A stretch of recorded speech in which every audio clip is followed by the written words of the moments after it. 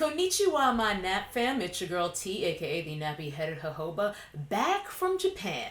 I mentioned, I think back in March, that I semi-impulsively had booked a trip to Japan. I just happened to find a really good price on a plane ticket and I decided to go for it. So I was there for about 2 weeks. I flew into the west, into the Kansai airport, and then I was there for about the first half of the trip. The second half of the trip, I was up in Tokyo, and I just got back on Monday. Today is Wednesday, the day I'm filming this video, so I've only been back about 2 days. So all of the videos that you'll have seen from me in the last couple of weeks, the last 4 videos or so, were all filmed before I left and then just kind of scheduled so that you guys wouldn't miss me too much while I was gone. I'm sure no one cared, but for some reason I do like to try to be consistent and actually prep to have content to put on my channel if I know I'm going to be away for a while. Usually if I completely vanish from my channel, it's because I'm overwhelmed with my actual work, but I generally do like to prep videos whenever I can. Anyway, that brings us to what this video is, which is the things that I picked up when I was in Japan. It's kind of a hodgepodge of things, quite a bit of beauty and a little bit of random. I didn't go there with any expectations to really get anything in particular, but while I was there, I would just see drugstores and, you know, department stores and things, and I remembered how huge the beauty industry is there and how they have so many brands and products that we don't have here. And usually my souvenirs, a fun fact about me, the souvenirs that I get almost exclusively never have anything to do with the location that I visited. It's just a weird thing, but I always like to get something kind of random, like socks that have like tacos on them or something. Like I actually did almost buy taco socks in Japan, but the only reason I didn't was I couldn't remember if I already have taco socks, which I think I do. But legitimately, those are the kinds of souvenirs that I get for myself because I'm not into tchotchkes and bullshit. But I figured I would take advantage of getting a lot of items that either we can't get here at all or that we get here at a crazy markup because they're not technically available here. The first item is a knife. Here it is. They wrapped it up all nicely for me, but there is a sort of kitchenwares street, and I'll put the name of that on screen for you guys. But there are some famous kitchenware and knife shops on that street, and because I do cook quite a lot for myself, I thought it would be nice to get myself a proper knife for use at home when I'm cooking. A friend of mine went to Japan probably 3 or 4 years ago, and he got himself a really dope knife while he was there because he cooks a lot too.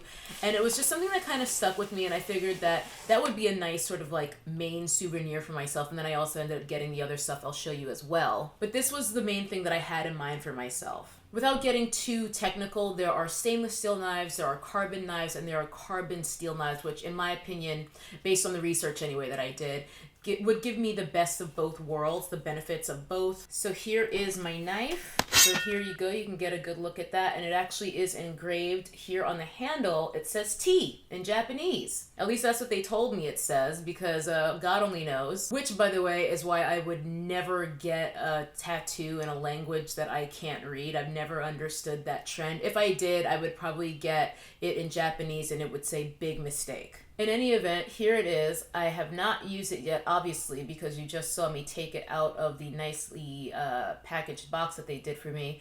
But this knife will cut a bitch, and it will hopefully also cut some meat and vegetables. I also wanted to get a whetstone to keep it sharp, but I was worried that the weight of the stone would really put my luggage over the limit, which in the end it wouldn't have because I'm such a light packer. I was nowhere near the limit by the time I was checking in to fly back home, but oh well, I'll just get one on Amazon or something. But I'm really excited about this and I can't wait to use it.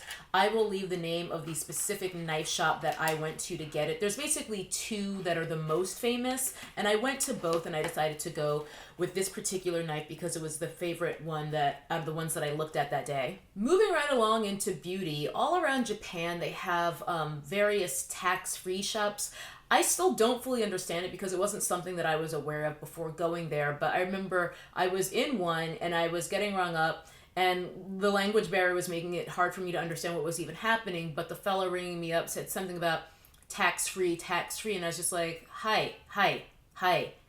Gozaima. Like I didn't know what to respond, and he said passport, And then I eventually realized that he was asking me for my passport so that he could remove the tax from my purchases because I was buying some beauty products. So I went ahead and did that. And then I didn't expect that he would also like seal my bags, because when you buy from the tax-free shops, you're basically not allowed to use any of the items you purchase until you leave Japan. Otherwise, they will be subject to tax.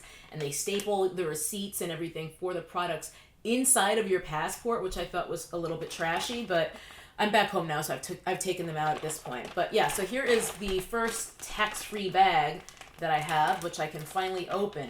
I got a bunch of pairs of lashes because in Japan they've got a lot of really nice, much more natural looking lashes that you could realistically wear in real life every day and people wouldn't be like, is that bitch wearing fake eyelashes? They're very, very believable.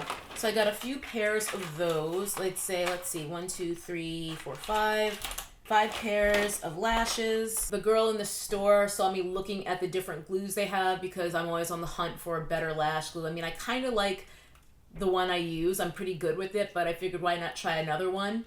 And she suggested this one, so I got this dupe eyelashes glue. And then this is the Kiss Me Heroin Mascara.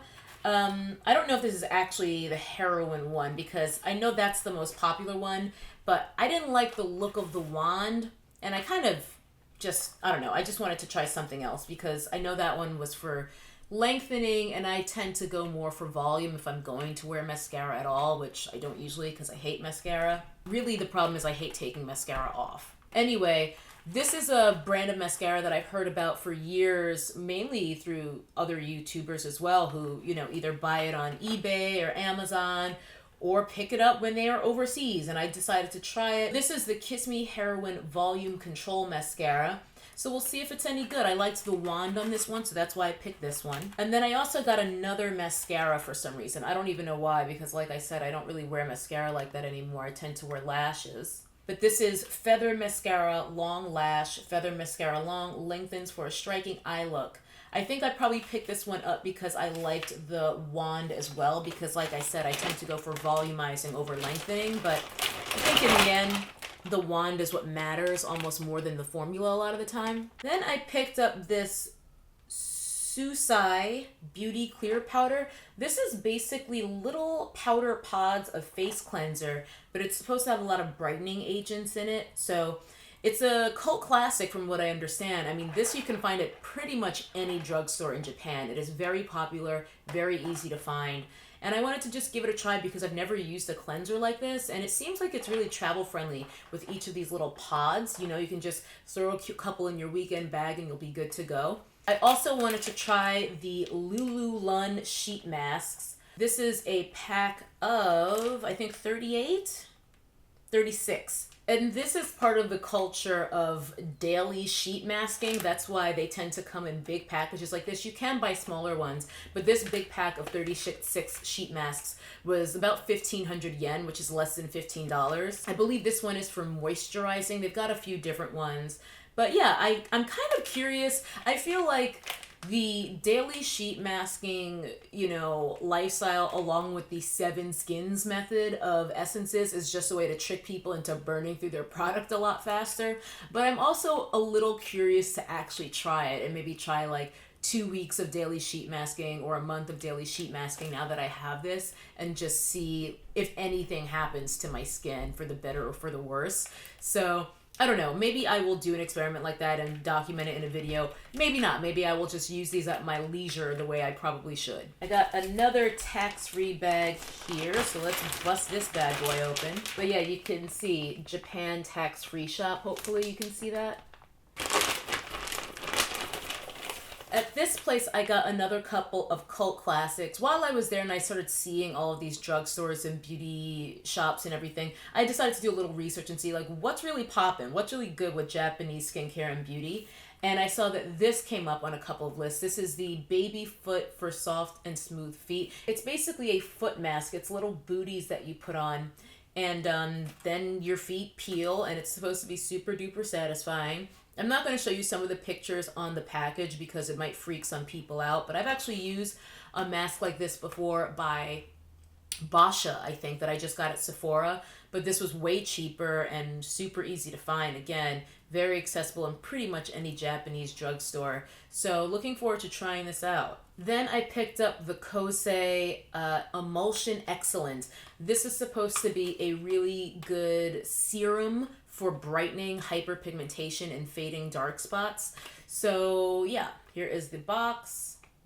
This is a more high-end brand out of the things that I got, because a lot of the stuff I just went for the drugstore tried and true workhorse products, but this is supposed to be excellent. I mean, it's called Emulsion Excellent, so I'll be the judge of that. Then I got this. I don't see any English on this box, so I don't remember what it's called. Melano CC. This is another one that's supposed to help brighten and fade dark spots from old blemishes or other scars, hyperpigmentation, things like that. It's a vitamin C product.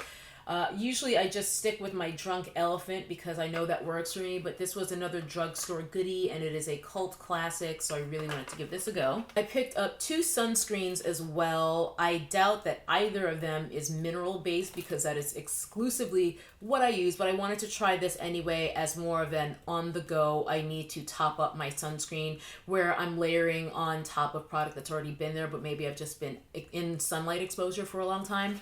This is supposed to be great. This is the Biore UV Aqua Rich Watery Essence. It's supposed to have a nice gel-like texture. It's an SPF of 50, and it's supposedly won a bunch of awards.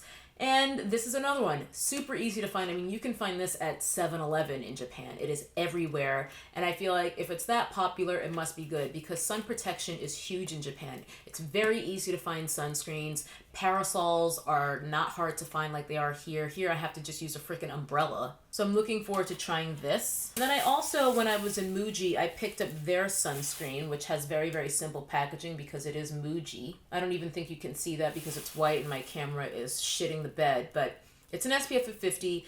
I just felt like this had an amazing texture. This actually, by the way, when I swatched it on my hand in the store, I couldn't believe how elegant the texture was. I can't wait to put this on my skin. But this one I was also able to swatch at Muji because they had a tester and it felt like a really nice sunscreen. So left no cast on my hand. Again, I sincerely doubt that this is a mineral-based sunscreen. I would assume it's chemical, but the chemicals that they have for sunscreen available in other countries aren't the same as the ones they have here. In fact, supposedly the US is several years behind in technology in terms of what is available for sun protection these days. And while I still will more than likely continue to stay away from chemical sunscreens going forward, I don't mind it for a top up. And in the event I super duper love these, maybe I would be willing to pay the premium to, you know, restock on them from Amazon, wherever, but probably not. Truth be told, that was pretty much just kind of an impulse buy. Also from Muji, I got these Peelable Cotton'S. These are just cotton rectangles, really. They're quite large,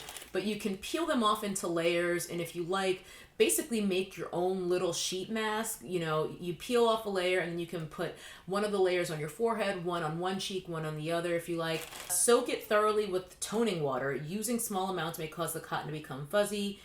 Peel the cotton into 4 sheets after patting and then apply to face. And then you stretch it to where you want. So I don't know how much I'm going to use it like that, but I already do tend to peel apart my cotton rounds that I use. So I like something that was actually designed to be peeled apart and used, because I like, whenever I'm removing eye makeup, it's to peel apart a cotton square or cotton round and then just put one over each eye. So I like that these are meant to be peeled apart. Then I also picked up these from just a drugstore. These are just Shiseido Beauty Up Cotton. These are Shiseido cotton squares or cotton pads.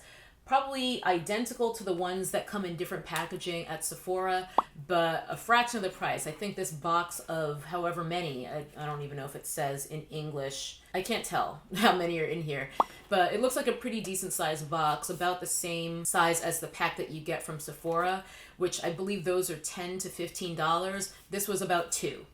And the last thing I got was something that was another pretty big item, but something that I also hadn't planned in advance to get, but when I realized that I had the opportunity to get it, that I should. And it's a brush from Suku that I've been wanting for years and years. It's a Suku cheek brush. I've wanted this brush probably for 5 years at least. The problem is you can't really get Suku in the States. No one sells it. So if you try to buy it online, you are going to get ripped off. It's going to be easily twice the amount that it should be.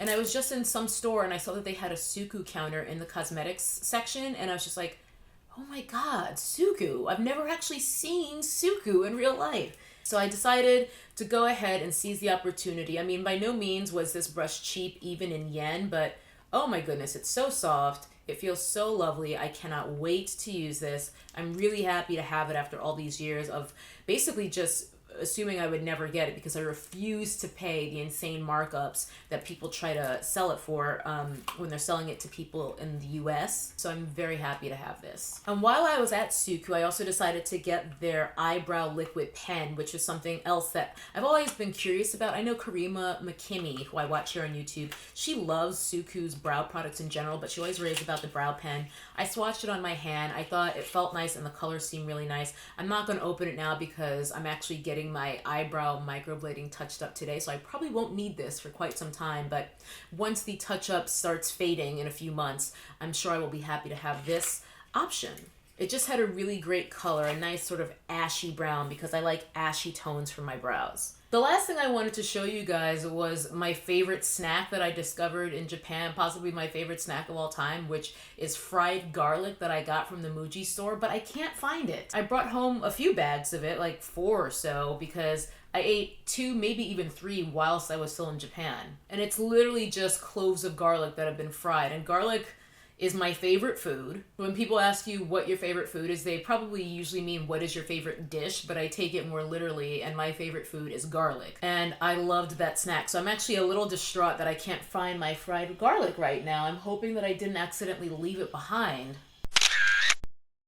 In any event, that would have been the last item in my haul, but I guess that's gonna do it. A lot of you guys had asked me to do a vlog of my trip in Japan, and while I love to watch vlogs, travel or otherwise, I don't vlog. The idea of being out in public and talking to a camera gives me douche chills. However, I did take quite a lot of photos and video of my travels, so I'll see if I can sort out how to put it all together somehow. I don't really know exactly how to make it into a cohesive piece of content for you guys, but I had a really great time there. I actually got to meet one of you, the original Revolt girl, if you are watching. Thank you for hanging out with me in Tokyo. It was pretty baller walking around with another magical black girl who could just straight up bust out Japanese when the cab drivers weren't expecting it. But I guess that's gonna do it. I actually need to get going. I gotta get this makeup off my face and get to my microblading appointment. It's good to be home. I had a really excellent trip.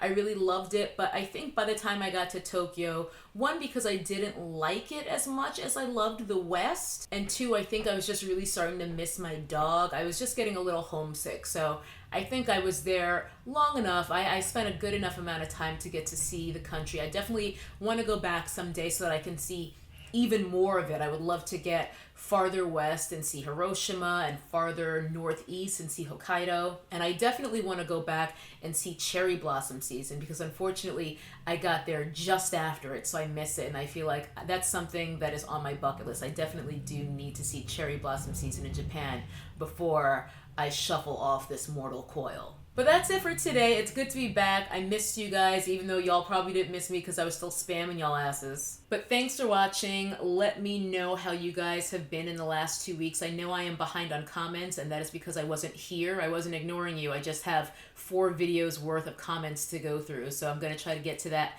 this week/weekend. And I will see you guys in the next video. Bye-bye. That's a nappy-headed hose there, I'm going to tell you that now.